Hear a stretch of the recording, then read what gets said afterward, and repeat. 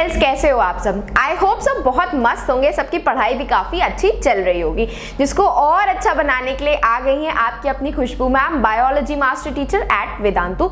तो भाई सीबीएसई का जो बॉम्ब फूटा था, वैसे मेरे हिसाब से तो वो बॉम्ब नहीं है, जो आपके सेट 2 रिलीज किया था उन्होंने अपने आपके साइंस का सैंपल पेपर का। आज हम उसके बायोलॉजी सेक्शन का एनालिसिस करने वाले हैं, देखने वाले हैं कि कौन से हमारे वो 5 चैप्टर्स में से सबसे ज़्यादा क्वेश्चन किसमें टफ आए हैं, किसमें इजी आए हैं। वैसे ना मेरे एनालिसिस के बेसिस पे ना, मतलब जो मैंने एडिशनल पेपर आपका सेट 1 देखा था और उसके कंपैरिजन में ये वाला जो सेट आया है आपका सेट नंबर 2, वो काफ़ी ज़्यादा इजी लेवल का है। मतलब मुझे लगता नहीं है कि उन्होंने ये माइंड में सोच करके डराने की वजह से आपको ये सेट 2 पेपर रिलीज़ किया है, बट आपके प्रैक्टिस के बेसिस पे उन्होंने ये सेट आपके लिए रिलीज़ किया है। आपके दिवाली की वेकेशंस होंगी, फेस्ट चल रहा है, आपके पास लीव्स अवेलेबल होंगी, हॉलीडेज होंगे, ताकि आप उस हॉलीडे में अपने फेस्ट को एंजॉय करने के साथ साथ अपने क्वेश्चंस भी प्रैक्टिस कर पाओ। बस यही रीजन होगा, ठीक है? तो डरने की जरूरत नहीं है। आज हम एनालिसिस कर लेते हैं।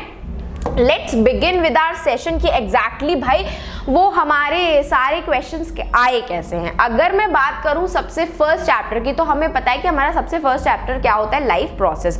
अब आप लोगों को लगता होगा कि लाइफ प्रोसेस बहुत ही हलवा चैप्टर है। हलवा चैप्टर तो है, लेकिन आपका again additional practice paper, sample paper और सबके बेसिस पे अगेन आपका लाइफ प्रोसेस के सबसे ज्यादा क्वेश्चन आए हैं।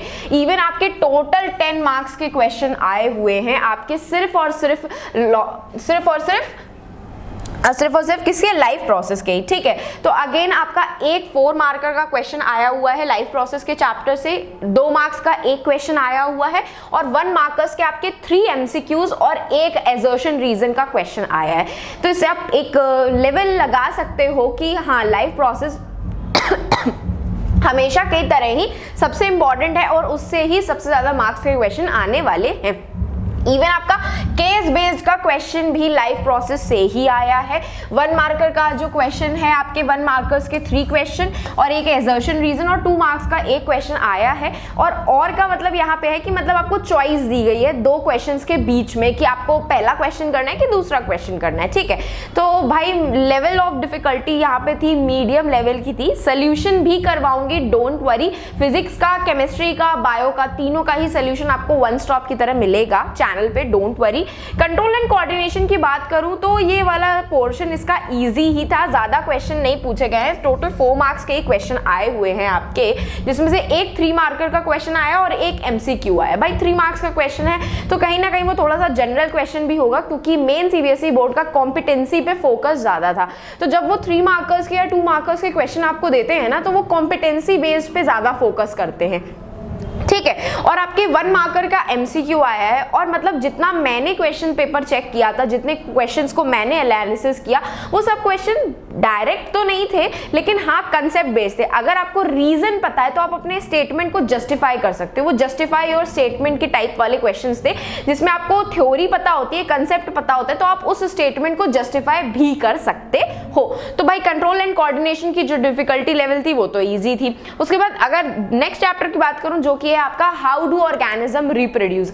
Again control and coordination, life process, how do organism reproduce आपने सबसे पहले पढ़ा हुआ है, जिसमें से लाइफ प्रोसेस का जो क्वेश्चन है, लाइफ प्रोसेस का जो चैप्टर है और हाउ डू ऑर्गेनिज्म रिप्रोड्यूस का जो चैप्टर है, वो उनसे सबसे ज्यादा क्वेश्चंस पूछे गए हैं और मार्क्स भी सबसे ज्यादा अलॉट उन्हीं 2 चैप्टर को किए गए हैं, ठीक है? तो भाई अभी तक जो भी मैंने शॉर्ट्स आपको बताए हैं, जो भी मैंने टॉपिक्स आपको शॉर्ट में 60 सेकेंड्स में बताए हुए कि लाइफ प्रोसेस के ये टॉपिक इंपॉर्टेंट है, कंट्रोल एंड कोऑर्डिनेशन के ये इंपॉर्टेंट है और हाउ डू ऑर्गेनिज्म रिप्रोड्यूस के ये इंपॉर्टेंट है, उन पे जरा खास फोकस करके जाना। अब अगर हम हाउ डू ऑर्गेनिज्म रिप्रोड्यूस की बात करें तो अगेन इससे एक 2 मार्कर का क्वेश्चन आया, एक ही क्वेश्चन है, वो भी आपके चॉइस में आया हुआ है। एक आपका 3 मार्कर का क्वेश्चन आया है और आपका 5 मार्कर का भी क्वेश्चन डिवीजन के साथ आया, जिसमें से एक 2 मार्क्स का क्वेश्चन पूछा गया, एक 3 मार्क्स का क्वेश्चन पूछा गया है। मतलब वो टोटल 2 + 3 मिलाकर के 5 मार्क्स का पूरा क्वेश्चन है, ठीक है? तो टोटल मार्क्स जो है उसके 10 मार्क्स का है। इसकी भी लेवल ऑफ डिफिकल्टी मीडियम ही थी, बहुत ज्यादा टफ क्वेश्चन नहीं थे, बहुत ईजी थे। कंसेप्ट क्लियर है तो सब कुछ हो जाएगा। देखो आपका ऑलरेडी आपको पता है सीबीएसई बोर्ड ने अपने सारे प्रैक्टिस पेपर्स को, सारे क्वेश्चन पेपर को कॉम्पिटेंसी बेस्ड कर दिया है। मतलब कि अब आपको कंसेप्ट क्लियर होना चाहिए। कंसेप्ट आपको क्लियर है तो आप इजीली क्वेश्चन कर लोगे, ठीक है। तो मुझे लगता नहीं है ये मीडियम क्वेश्चन भी आपको ज्यादा टफ लगने वाले, क्योंकि आई एम डैम श्योर कि मेरे सारे बच्चों के कंसेप्ट बहुत अच्छे से क्लियर है। तो अब अगर हम नेक्स्ट की बात करें, नेक्स्ट चैप्टर्स की बात करें, तो नेक्स्ट चैप्टर आपके दो आ जाते हैं, heredity and are environment. Heredity chapter में से इवोल्यूशन पार्ट डिलीट कर दिया गया, तो कहीं ना कहीं ये चैप्टर आपके लिए इजी भी हो गया है।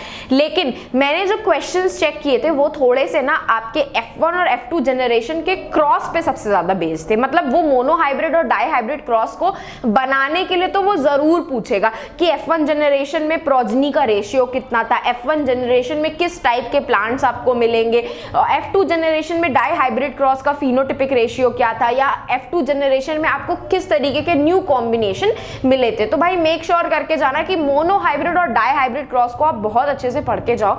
अगर मैं टोटल नंबर ऑफ क्वेश्चंस की बात करूं तो आपका एक 1 मार्कर का MCQ आया हुआ है और एक 5 मार्कर का पूरा क्वेश्चन पूछा गया है आपसे।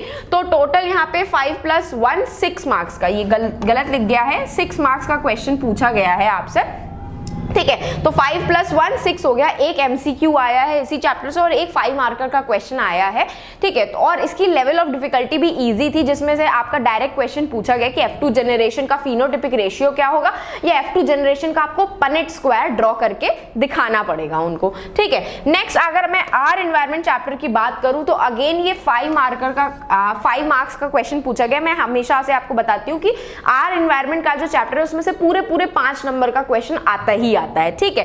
अगर मैं बात करूं टोटल नंबर ऑफ क्वेश्चंस की, तो टोटल नंबर ऑफ क्वेश्चंस आपके 2 MCQ थे, इसमें से एक एजर्शन रीजन का क्वेश्चन है और एक आपका 5 मार्कर का क्वेश्चन है, ठीक है, जिसमें से आई थिंक सो 3 मार्क्स का क्वेश्चन पूछा गया है मेनली, और बाकी उसमें जो और करके कोई क्वेश्चन दिया हुआ है वो आपका दूसरे चैप्टर से। अच्छा, यहाँ पे ना आपके क्या किया गया है इस बार इस वाले सेट में कि जो एक क्वेश्चन पूछा गया ना आपका 5 मार्क्स का, जिसमें 2 मार्क्स का अलग चैप्टर है, सपोज करो 2 मार्क्स का उन्होंने लाइफ प्रोसेस का चैप्टर पूछ लिया है, और उसी सेम 5 मार्कर के क्वेश्चन में 3 मार्क्स का उन्होंने कंट्रोल एंड कोऑर्डिनेशन पूछ लिया है, ठीक है। तो इस तरीके से उन्होंने 2 चैप्टर को पूरे एक क्वेश्चन में कंबाइन भी कर दिया है, ठीक है। तो आपको इस तरीके के भी क्वेश्चन मिल सकते हैं जो कि आपके लिए कहीं ना कहीं नए हैं, क्योंकि हम यूजुअली एक्सपेक्ट करते हैं कि हमें एक क्वेश्चन में एक ही चैप्टर मिलेगा, लेकिन यहाँ पे पूरे एक 5 मार्कर के क्वेश्चन में उन्होंने 2 चैप्टर के क्वेश्चन को इंक्लूड कर दिया है। तो इस तरीके के भी क्वेश्चन आपको सैंपल पेपर में देखने के लिए मिलेंगे, जिसका सोल्यूशन मैं जल्दी ही अपलोड करने वाली हूं। डोंट वरी, बी हैप्पी, आराम से अपना दिवाली फेस्ट एंजॉय करो, पेपर की टेंशन बिल्कुल भी मत लो। सोल्यूशन आपको वन स्टॉप की तरह Vedantu class 9th and 10th channel पे मिल जाएंगे। तो मेक श्योर करना कि आप अच्छे से जरा ये सारे सोल्यूशंस को अच्छे से पढ़ करके जा रहे हो, ठीक है। अच्छे से पढ़ करके जाना ये सारे के सारे सोल्यूशंस, जिसको मैं जल्दी ही चैनल पे अपलोड करूंगी। तो दिस वाज ऑल अबाउट हमारे धमाकेदार से सेशन के बारे में। तो अगर इससे रिलेटेड आपको कोई भी क्वेरी हो, कुछ भी पूछना हो, तो कमेंट सेक्शन में मुझे कमेंट करके जरूर बताना। और अगर मेरे सारे ऐसे ही अमेजिंग सेशन के डे टू डे अपडेट्स चाहिए तो आप टेलीग्राम चैनल को ज्वाइन कर सकते हो, जिसका लिंक आपके सेशन के डिस्क्रिप्शन बॉक्स में अवेलेबल है। आई होप आप समझ में आ गया होगा कि डरने की जरूरत नहीं है, पेपर इतना टफ नहीं आया है। सैंपल पेपर एनालिसिस करके आपको आइडिया मिल गया होगा कि हाँ, लाइफ प्रोसेस पे और how do organism reproduce chapter पे ज्यादा फोकस करना है। रिमेनिंग जो 3 चैप्टर्स हैं वो थोड़े इजी आए हैं कंपेयर टू वो 2 चैप्टर्स के, लेकिन उनको भी स्किप नहीं करना है। डायग्राम का भी क्वेश्चन पूछा गया है, खास करके लाइफ प्रोसेस के चैप्टर से। तो अब आपको माइंड में समझ में आ गया होगा कि डायग्राम कितने इंपॉर्टेंट होने वाले हैं, ठीक है। तो अगर आपको मुझे फॉलो आउट करना है तो आप मुझे इंस्टाग्राम पे फॉलो कर सकते हो। और ये भाई, अगर सेशन पसंद आया हो तो hit the like button, subscribe to the channel and share with your friends जिनको ये सैंपल पेपर के बारे में अभी नहीं पता है। और ये सारे आपके फेवरेट मास्टर टीचर्स के अपने अपने शॉर्ट्स के चैनल है, जिसको आप सब्सक्राइब कर सकते हो, क्योंकि हम सारे आपके फेवरेट मास्टर टीचर ने 60 सेकेंड्स में इन सारे टॉपिक्स का रिविजन करवाया है, जो कि आपके प्री बोर्ड्स और बोर्ड्स के लिए बहुत इंपॉर्टेंट है। तो मेक श्योर करना कि you hit the like button, subscribe to the channel and share with your friends also, जिनको भी इस सैंपल पेपर की सुन करके बड़ा डर सा लगा था। चलो, तो फिर मिलेंगे चलते चलते ऐसे ही नेक्स्ट अमेजिंग सेशन में। तो bye bye and take care.